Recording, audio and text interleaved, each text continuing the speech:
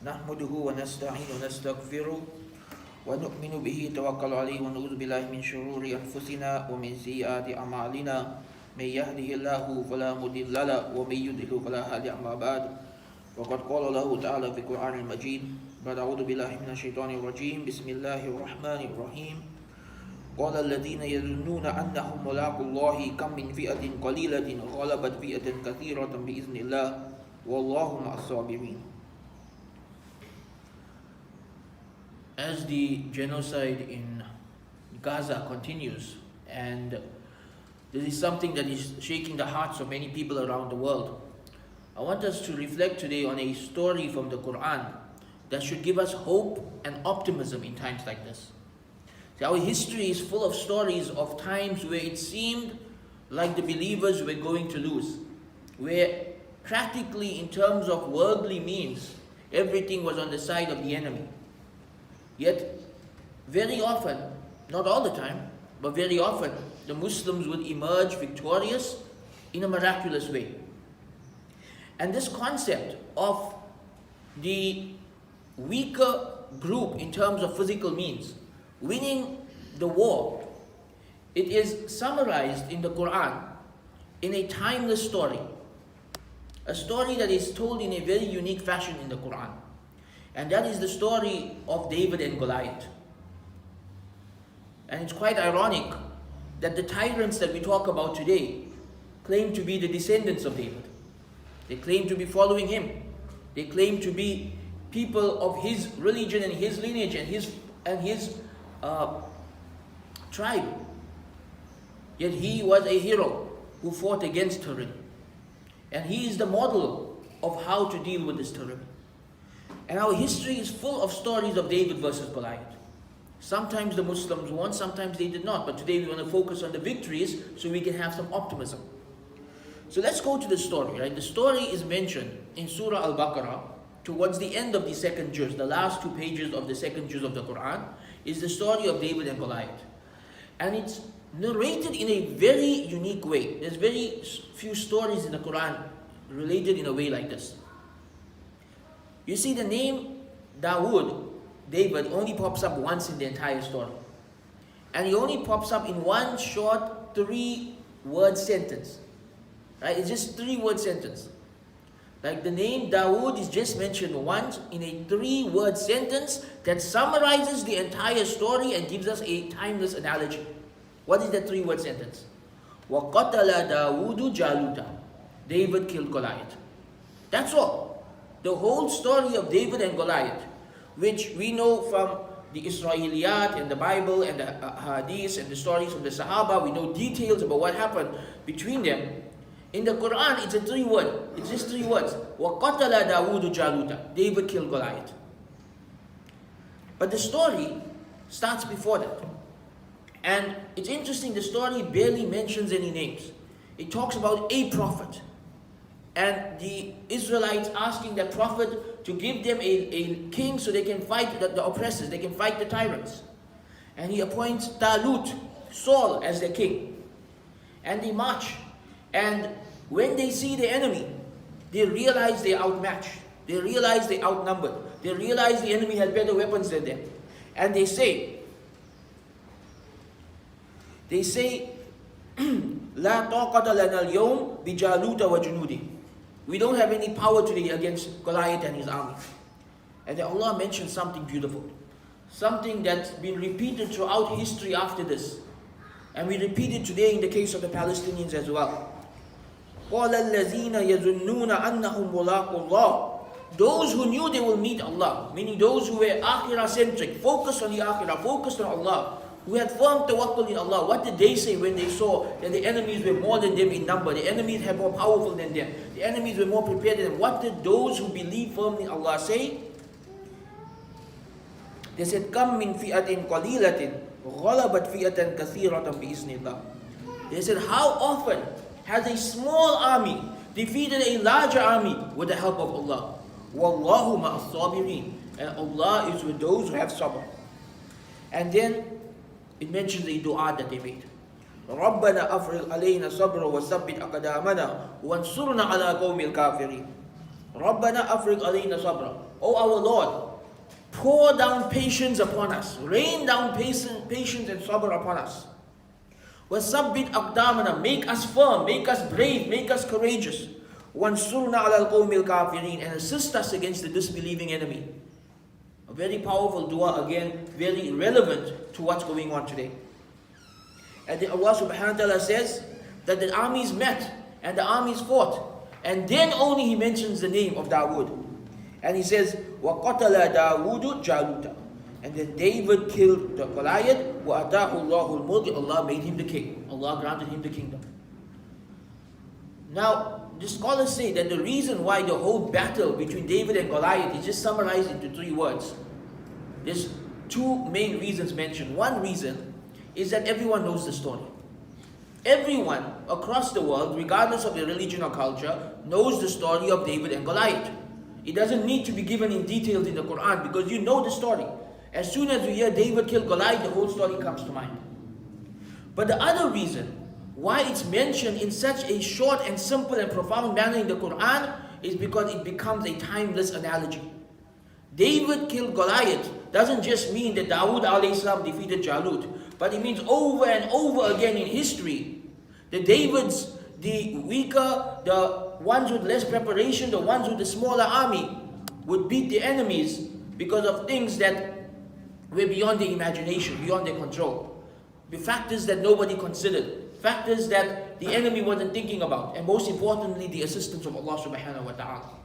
And so we see this in our history over and over again. There are many, many situations where David beat Goliath. We go all the way back to the Battle of Badr, the first major battle in Islam. Rasulullah sallallahu alaihi wasallam with an army of 300 who aren't well armed, who aren't well equipped, and they face an army of 1,000 who are completely well equipped and who are prepared for battle, and who have all of the leaders amongst them. And really, on paper, it looks like the Muslims will be massacred. But we know historically that this was a decisive victory for the Muslims. This was the turning point for Islam, where the leaders of Kufr were defeated and Islam began to rise. And after this, there were many more incidents where David beat Goliath. When we look at Yarmouk, the Byzantium Empire, the most powerful superpower in the world at that time. And this is just 10 years after that. Just 10 years after a group of 300 beat a group of 1,000. Just about 10 years after that, the Muslims now have an army of thousands. And they're marching into the land of the Byzantiums, of the Romans. And the Romans are asking, what do these guys want? These are Arab Bedouins. They, in their view, barbarians. These guys don't have a civilization. They don't have an empire. Why are they coming to our lands? Oh, do they want food? What do they want? They didn't realize what they were up against. So, the king of Rome, Heraclius, he said, you know what? Let's just throw everything we have against them at one time and just wipe them out. He literally gathers all his armies from all his bases and puts them into one place, thinking they're just going to destroy the Muslims. And the Muslims were outnumbered 5-1 on that day. Right? 5-1. There's difference of opinion on what the exact numbers are. The numbers can be exaggerated in history books. Right? So like one history book says the Muslims had 20,000 and the Romans had 100,000. Seems unlikely for that time. But either way, what we do know, the Muslims were outnumbered 5-1. Yet they won. They won a very decisive victory over the Romans, which led to the opening of Damascus and Jerusalem and Palestine, and all of those Byzantium lands would become Muslim lands and remain so for the bulk of history. Once again, David beat Goliath. And then, fast forward 90 years later, or rather 70 years later, Muslims are now all the way in Morocco. Look how quickly Islam expanded, right? We have a small army of Makkah versus Medina. 10 years later, you have the Muslim world versus the Romans. And now, 100 years later, we have the Muslims in Morocco invading Europe, going into Spain. So, the Christians of Spain are being oppressed by their king. The Christians and Jews of Spain are being oppressed by their king. And they hear that the Muslim rulers are just. So they call upon the Muslims of Morocco and say, help us out, help us fight our king. And so the Muslims of Spain, they sent Tariq ibn Ziyad. They sent a young man, a young North African man with an army, a small army, to go into Spain. And the Spanish leaders, they think the same thing. They look at this army and they're like, let's just wipe them out in one go. It's a small army. What are they going to do against us, right? So the king sends the whole army. He sends as many people as he can to fight Tariq ibn Ziyad and the North African Muslims. And what happens? Once again, the small army defeats the big army. David beats Goliath. Tariq ibn Ziyad, not only does his army defeat the army of the Spanish Christians, but they conquer Spain and he becomes a Muslim land for 700 years. And yes, there are times when Muslims lost as well. But today I want to focus on the positive. I want us to understand this concept. That this idea that David beats Goliath, this idea that the small army defeats the big army with the help of Allah, this is something that's not just mentioned in the Quran in one story, but it's something that has repeated itself in our history over and over and over again. And we have to have firm faith in this. When we look today and we see that the Muslims of Gaza, they are small, they are not prepared well in terms of the actually having finances and the military and the support of who are supposed to be the people around them, and the enemy is backed by billions of dollars from other countries who really, it doesn't even benefit them to be helping them, and they have this huge army and they have all this technology, and you may think, how are the Muslims going to win? And at times like that, we should say to each other the same thing that the army of Talut said to each other: "Kam min fi'atin qalilatin ghalabat fi'atin kathiratan bi'iznillah wallahu ma'as sabirin." How often has the smaller army defeated the bigger army with Allah's help, with Allah's permission? And Allah is with those who have sabr. What is sabr in times like this? Being persistent, being resilient, being strong, being steadfast. And that is what we are seeing from the people of Gaza. We are seeing sabr in every possible way. One of the things the enemies wanted to do to them, which they thought they'll easily be able to do to them, was to break their spirit. They thought, we kill a few of them and they'll give up and they'll run away. But for some reason that they can't understand, they cannot break the spirit of the Palestinians. That no matter what they do to the Palestinians, they remain strong, they remain firm, in the belief in Allah, in the belief in divine victory. And this frustrates the enemy more than anything else. When Bilal radiallahu anhu was being tortured, and they put the stone on his chest, and he would say, Ahadun Ahad, one God, one God. Do you know why he would say that? He would say that to frustrate his enemies, because they were trying to break his spirit. And every time he said this, they would get frustrated because they knew no matter what they did, they could not break Bilal. And this would embarrass them. And the same thing is happening today to those who are trying to break the spirit of the Palestinians. That no matter what they are doing, not only do the Palestinians remain strong, but every day support for Palestinians around the world continues to grow. It has grown more in the past 2 weeks than maybe in decades. Millions of people who in the past would have been pro-Israel are now pro-Palestine, because now they can see the truth. And that means that the tide is turning. And that means it now becomes even more possible for the small group to defeat the larger group with the help of Allah. So David versus Goliath is not just a story from the Quran. It is a timeless analogy. It happened at the time of Dawood alayhi salam, it happened at Badr, it happened at Yarmouk, it happened in Spain, it can happen today. And we have to be optimistic that Allah will help those who are patient, Allah will help those who are firm, Allah will help those who are fighting for truth, Allah will help those who are fighting oppression.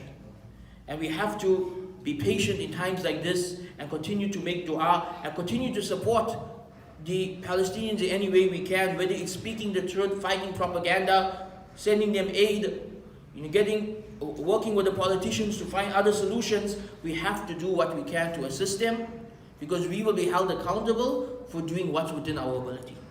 And it's up to us to make sure that we are on the right side of history. We ask Allah to support our brothers and sisters in Palestine and to grant them victory.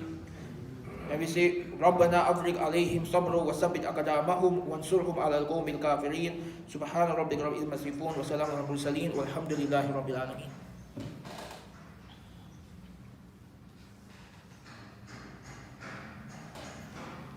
الحمد لله وحده والصلاة والسلام على من لا نبي بعد أما بعد فإن أصدق الحديث كتاب الله وخير الهدي هدي محمد صلى الله عليه وسلم وشر الأمور محدثاتها وكل محدثة بدعة وكل بدعة ضلالة وكل ضلالة في النار. So let's get a bit psychological about this. Why does David beat Goliath? Why is it that historically, so often, in ways that nobody understands, the bigger, stronger power just loses? There are many reasons for this, right? The most obvious ones are mentioned in this verse. Bi-iznillah and sabirin. Bi-iznillah. Allah decides who is victorious. Right? Allah subhanahu wa ta'ala tells us in Surah Al Imran, He gives kingdom to whomever He wills, He takes it away from whoever He wills. How many times in history has someone thought that they were unstoppable, that they were untouchable, that they were on top of the world, and out of nowhere the kingdom was destroyed? And so number one, it is the permission of Allah. Allah decides who will be victorious. And sometimes it is for us and sometimes it is against us. This is history and this is the way the world works. You know, if you look at the story, I'll keep going back to the story of Heraclius and Abu Sufyan when he had that conversation. One part that stands out to me is when Heraclius asked him, when he asked Abu Sufyan, did you ever fight this prophet? And he said, yes. And he said, who won? And Abu Sufyan said, sometimes he wins, sometimes we win. And Heraclius said, that is the case of the prophets. Right? Meaning that truth doesn't always win in physical battles. Right? The truth doesn't always win in physical battles. Sometimes Muslims will lose. Remember I said that the Muslims ruled Spain for 700 years. Qadarullah, they lost Spain after that. It's a Christian country now. Right? So what's interesting about this is that leadership and rulership comes from Allah. And Allah subhanahu wa ta'ala can turn things around miraculously overnight. And we know 100 years ago, Muslims lost leadership in many ways, in many parts of the world. And we lost that central leadership. But we shouldn't have a defeatist mindset about it. It's been 100 years. It's been 100 years. Now we need to start looking for solutions. We need to start looking for a way forward. When we look around today, we see too many people who have a defeatist mindset. They talk about things like, oh, we just wait for the end times. You know, Mahdi will sort it out. Isa alayhi salam will sort it out. There's nothing we can do about it. We have people who just sit around and they say even worse than that. We have some people saying, oh, the Palestinians are being punished for their sins. Na'udhu billah. You can never say that about anybody else. You don't know who Allah is punishing and who Allah is testing. It's for Allah to decide how He will treat people. Saying that Allah is punishing a different group of people for their sins is a form of religious arrogance, of assuming that you are better than somebody else. Be careful with these kind of words. And so the number one reason why the smaller group can defeat the bigger group is by the permission of Allah. Number two is because of sabr. Because of sabr. And don't underestimate the power of sabr, of just waiting it out, of just being the one who doesn't give up. Because this is what happened in the Battle of the Trench. Right? Muslims were besieged. The enemies outnumbered them. They just had to wait it out. They just had to wait till the enemies had no more provisions and the storm came and they went back home. Right? What did Mandela have to do when he was in prison for those 27 years? He had to wait it out. Right? Sabr, sometimes just having that resilience in you and being the one who doesn't give up, sometimes that is enough to win on its own. Because your enemy gives up somewhere down the line because of frustration. But I'll mention two other reasons that people don't realize why the underdog sometimes wins and why the weaker looking one sometimes wins. Number one is because the stronger one underestimates his opposition. Right? The stronger one underestimates his opposition. So in the story of David and Goliath, we have this giant tyrannical king who has this powerful army and powerful weapons, and he sees this small shepherd with a slingshot, right? And he's like, what could he possibly do to me? He's unaware of the courage of Dawood alayhi salam, his training, his skills, how long he had practiced and trained for that moment. He's unaware of all of this. He underestimates his enemy. It's the same with the Romans when they fought Khalid bin Walid and his army in Yarmouk. In their mind, these are barbarians, these are Bedouin Arabs coming to our land, we'll wipe them out. They underestimate the military genius of Khalid ibn Walid. They underestimate the diplomatic genius of Amr ibn al-As. They underestimate the courage and the bravery and the commitment and the tawakkul of the Muslim army. And the same thing will happen today. Right? The Zionists underestimated the Palestinians. And they underestimate the support the Palestinians will have from the outside world. And they thought normalization is happening. They thought it's over, now we've taken over, we won. And that underestimating the enemy, it costs them big time. They think that the enemy is weak. And when people think that the enemy is weak, they don't take them seriously, and this creates opportunities for victory. One more reason why the underdog wins, why the one who seems weaker wins. One more reason is that when someone's on top, very often they become complacent. They become lazy. And they stop doing what they need to do to stay in that position. And this happened to Muslims. This happened to the Muslims of Spain. This happened to the Ottoman Empire. Muslims became complacent and they lost their power. But it happens to the other side as well. That historically, for example, if you look at the Persian Empire, the Persian Empire was one of the superpowers of the world when the Muslims first came about. Yet within a decade, the Muslims had defeated the entire empire and that whole land had become a Muslim land. The Persian Empire had become weak internally. They had become complacent, they had become lazy. They had become caught up in internal politics, brothers and sisters fighting each other over leadership. And this is something else that works in favor of those who are underestimated. When Abu Jahl led his army to Badr, he underestimated the Muslims and he overestimated his own army. He literally took with him the victory party. He took with him singers and dancers, and they were going to have a festival. He was so overconfident in his army and so underestimating of the Muslims, it never crossed his mind he was going to die that day. The same thing happened at Hunayn. When the Muslims went to fight the people of Taif at Hunayn, the people of Hunayn took all of their wealth with them to the battlefield. They were so confident that they were going to win that they literally took all of their wealth to the battlefield to show off. And not only did they lose, but all that wealth became Muslim wealth on that day. Overconfidence can cause the loss of certain people. Like those who think that they are more powerful than others. And we see this in the Quran. Allah tells us this about the people of Ad. Allah tells us about the people of Ad, and He tells us about Fir'aun. In all of these stories, Ad and Thamud and Fir'aun, they all have a similar theme: overconfidence. They all reach the level where they said, who can touch us? Who can harm us? Who can do anything to us? And they forgot that Allah is the one in control. And that Allah can take their power away from them. And just as Allah took power away from Pharaoh, just as He took power away from Ad, just as He took power away from Thamud, just as He took power away from Goliath, just as He took power away from the Romans and the Persians, just as He took power away from Abu Jahl and the Quraysh, He can do it again today to those who think that they are untouchable. So never lose hope. Never lose hope in Allah's victory and Allah's mercy. Because as long as there is a small group fighting for the sake of Allah against tyranny, there is hope for victory. And we end again with that reminder. كَمْ مِنْ فِئَةٍ قَلِيلَةٍ غَلَبَتْ فِئَةً كَثِيرَةً بِإِذْنِ اللَّهِ وَاللَّهُ مَعَ الصَّابِرِينَ. How often does the small group defeat the larger group with Allah's permission? And Allah is with those who are resilient. And we make dua for the people of Palestine. We take the same dua that was mentioned in Surah Baqarah, that they made for themselves. We change the pronouns, so we're making it for the people of Palestine, right? So we just change the pronouns. So for example, the dua is Rabbana afrig alayna sabra. Oh Allah, pour down resiliency upon us.